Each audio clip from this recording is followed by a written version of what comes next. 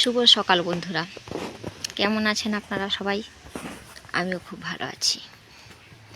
দেখুন, এই ফুল নাম হলো মশরোজ ফুল, যাকে আমরা বাংলাতে গ্রাম বাংলায় সাধারণত বলে থাকি 10টা ফুল। এই ফুল বিভিন্ন রঙের হয়ে থাকে, সাদা, লাল, গোলাপি, হলুদ, আরও অনেক রকম।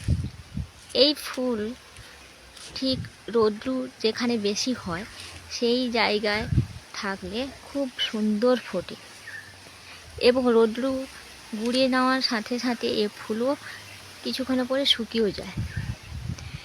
এই ফুলকে টাইমে ফোটে, সেই জন্য আমরা টাইম ফুলও বলে থাকি।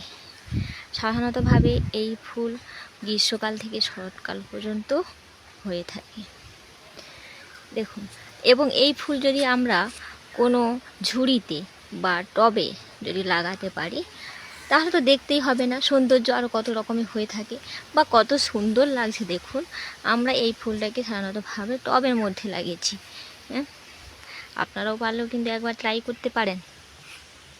যদি ভালো লাগে ভিডিওটা অবশ্যই সাবস্ক্রাইব করবেন। Thank you.